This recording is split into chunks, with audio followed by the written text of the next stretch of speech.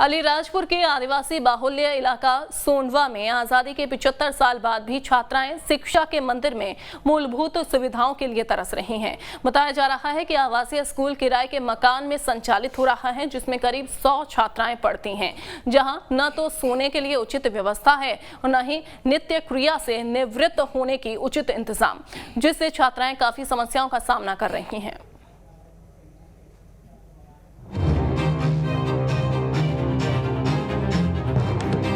हम भी बढ़ सकते हैं आगे, हम किसी से कम नहीं। हम भी बन सकते हैं डॉक्टर, इंजीनियर और साइंटिस्ट। हम भी अलग अलग क्षेत्रों में स्थापित कर सकते हैं कीर्तिमान।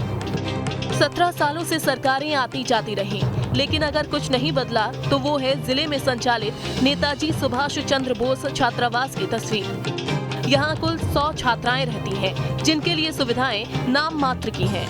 और यहाँ पर हॉस्टल की बहुत समस्या है, बाथरूम की समस्या है, पानी की और कपड़े सुखाने की व्यवस्था नहीं है, यहाँ पे खाना कुछ बैठने की व्यवस्था नहीं है। हमें अच्छा भवन चाहिए और शौचालय की अच्छी व्यवस्था चाहिए। आए दिन अलग अलग पार्टी के नेताओं की मां नर्मदा की परिक्रमा करने की खबरें सुर्खियों में रहती हैं, लेकिन कोई ऐसा नहीं जो इस शिक्षा के मंदिर और यहाँ रहने वाली बच्चियों के उद्धार के लिए एक भी परिक्रमा करे। 100 छात्राओं वाले इस छात्रावास में एक बेड पर 2 छात्राएं सोने को मजबूर हैं और भवन भी ऐसा कि किसी भी वक्त धराशायी हो जाए।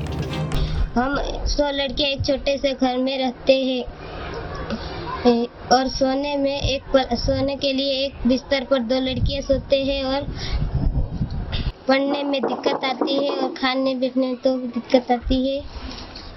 और ठंड में ठंडे पानी से नहाते हैं। हमें अच्छी बिल्डिंग चाहिए। क्या हादसे के बाद खुलेगी अधिकारियों की नींद? जर्जर छात्रावास में रहने को मजबूर है छात्राएं। 800 स्क्वायर फीट के हॉल में रहती हैं 100 छात्राएं। 100 छात्राओं के लिए केवल 2 शौचालय हैं। शौचालय जाने के लिए घंटों करना पड़ता है इंतजार।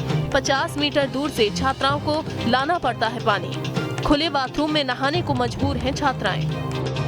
दावा हर घर शौचालय होने का किया जाता है, लेकिन ये क्या, यहाँ 100 परिवारों की बच्चियों के लिए केवल 2 शौचालय हैं और छात्राएं खुले बाथरूम में नहाने को मजबूर हैं। वार्डन की माने तो कई बार शासन प्रशासन को मामले की जानकारी दी गई, बावजूद इसके कोई सुनने को तैयार नहीं है। यहाँ हमेशा अनहोनी की आशंका बनी रहती है, बावजूद इसके व्यवस्था जैसे तैसे चल रही है। यहाँ पर किराए के बिल्डिंग में चल रहा है और 100 बालिका है।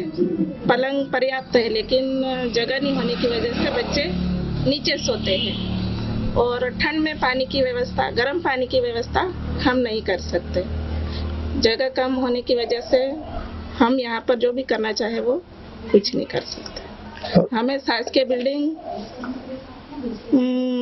नवीन बिल्डिंग के लिए आपसे हाथ जोड़कर विनती है कि हमारी बच्चा को सब सुविधा मिले और हमारी बच्चे अच्छे से पढ़ के आगे अच्छे से उनकी जिंदगी संवार सके, ये चाहते हैं हम। शौचालय 2 है, बिस्तर तो 50 है।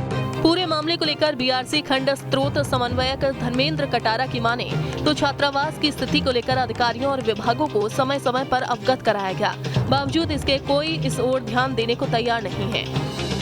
वर्तमान में किराए के भवन में चल रहा है, 100 बालिकाएं दर्ज हैं, लेकिन वर्तमान वहाँ जगह कम होने के कारण 100 बालिकाएं जो रहती हैं, पलंग भी वहाँ पर है, लेकिन पलंग होते हुए भी नीचे बालिकाएं रहती हैं।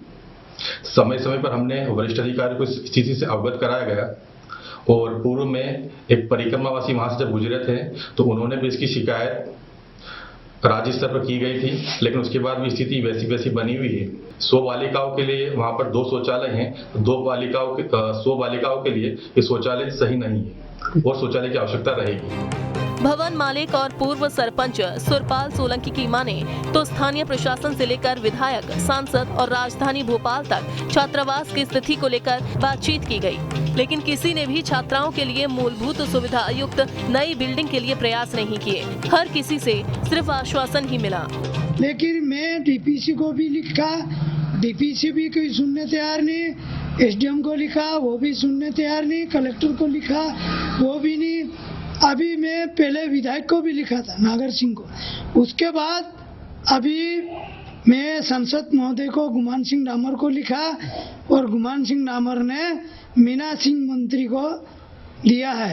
अभी भोपाल भगवान जाने क्या होया, कार्रवाई चल रही है, ऐसा बता रहे। बिल्डिंग अभी तक नहीं आया।